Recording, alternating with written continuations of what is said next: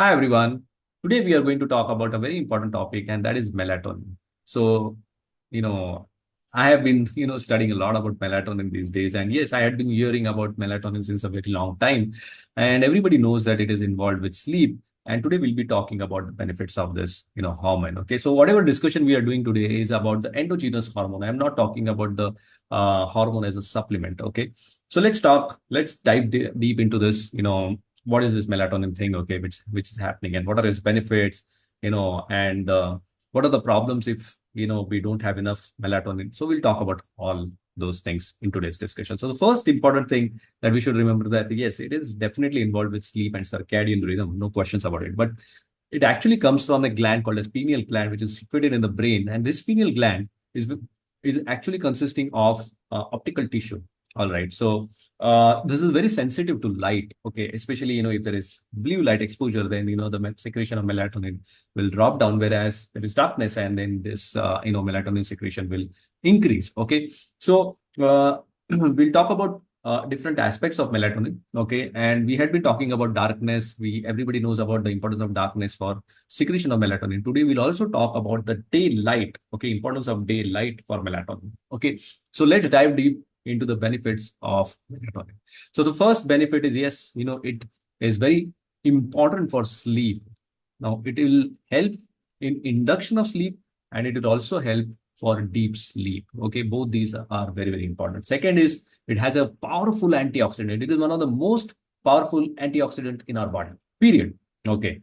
There is no other antioxidant which is more powerful than melatonin. Okay, the first effect of this melatonin is the antioxidant effect. Okay, and it is more powerful than glutathione, and it is almost 2 times powerful than vitamin E also, and even vitamin C. Okay, and these vitamin E and vitamin C, they are actually cardioprotective. They help in prevention of heart attacks, clogging of the blood vessels, and that is why melatonin also has a cardioprotective effect. Okay, it it is very helpful for immune system. Okay, and that's the reason that you will see that those people who sleep less, they will have issues with their sleep. So जो comes होते हैं, they will have issues with their immunity as well.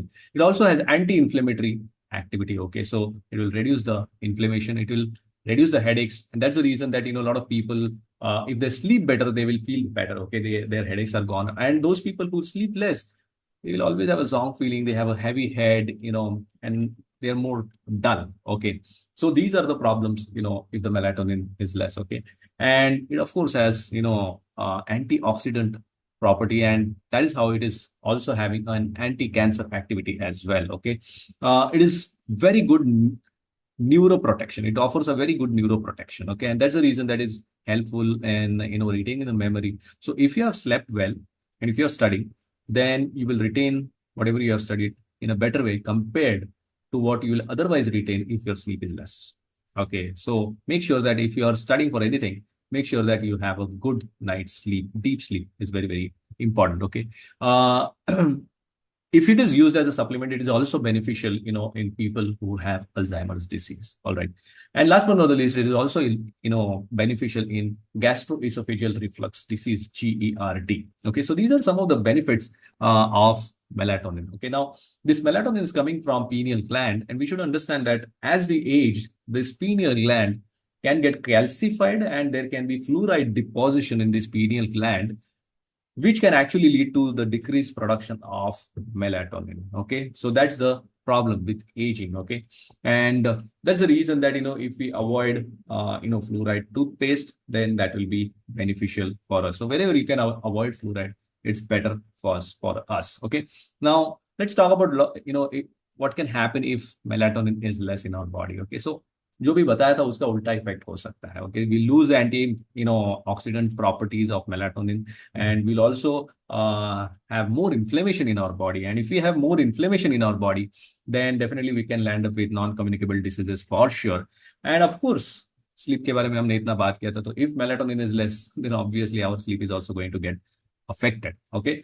Now, what is very important thing to understand is that we are talking about darkness for induction of melatonin, but there is another level of melatonin. Okay, so one is intravascular, which is there within the blood vessels, and the other one is subcellular. Okay, subcellular at the level of mitochondria, and this actually gets charged up when you get exposed to daylight. Okay, so let's say if you're going in daylight, okay, then this exposure of daylight, okay, that can actually charge this melatonin which is there in the mitochondria. And typically, the rays which will help to charge this melatonin in the mitochondria is infrared. Okay, infrared rays, and these are very very powerful.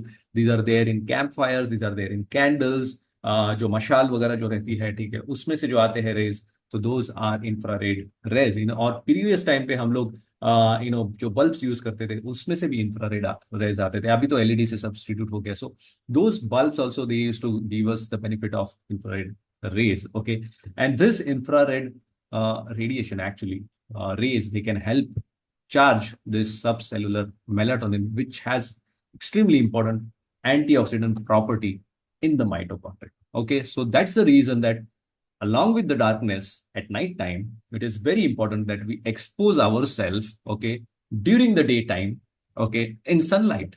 That is very, very important. We also get vitamin D, and this vitamin D also, along with vitamin K2, can prevent calcification not only in the blood vessels but also in the pineal gland, and that is how we can have more longevity of this pineal gland. Okay, so this is how we can actually prevent the calcification of pineal gland and the function of melatonin even when we age. Okay, so what all things we can do so that we can actually preserve this function of melatonin for a long period of time. So first thing is that follow sleep hygiene. Okay, sleep hygiene. What is sleep hygiene? So 1 to 2 hours before, okay, you go to bed, you stop all the gadgets. Okay, so you stop exposure to the laptop, you stop exposure to the television or gadgets like mobiles or iPads or whatever it is. Okay, you stop exposure to that. Okay, the recommendation is at least 1 hour. Okay, preferably 2 hours. That will be a better option. So that is the first thing that you should do. Okay, have complete darkness in the room. Okay, that is very very important. You can put a soothing light. Okay, if you're struggling with sleep, then what you can do is that you can use infrared rays. Okay, infrared light which can be available artificially, and you can expose it to your face for about 15 to 20 minutes, and that can help the production of melatonin, and it can induce sleep. Okay, make sure you also have good exposure of sunlight, okay, during the daytime. That will also recharge your subcellular melatonin. Okay, and avoid eating at night. Okay, so if you eat late, then definitely your stomach, all right, is full and you will not feel good, and it will also interfere with your sleep. Okay, so you don't want that. Make sure that you have an empty stomach. If your glucose levels are low, that will actually stimulate melatonin. Okay, and that's the reason that if you have eaten early, your digestion has happened, then your glucose level has dropped down, and the melatonin secretion can happen, and that can induce sleep. Okay, last but not the least, let's talk about some foods which actually contain melatonin. And mushrooms are, mushrooms have good amount of melatonin. Fish, eggs, and even some legumes, okay, they also have melatonin. So you can use these food items which can be helpful for induction of sleep as well.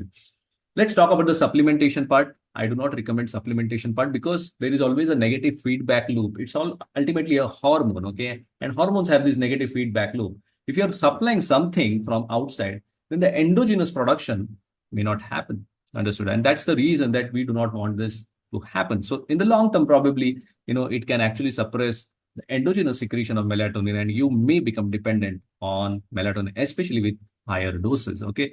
But if at all you are struggling with, sleep a lot, then what I would recommend is that small doses of melatonin, maybe about 300 micrograms. Okay. You can take about 1 to 2 hours before you go to sleep. All right. So I hope this video has helped you, and thank you very much for listening, and stay tuned.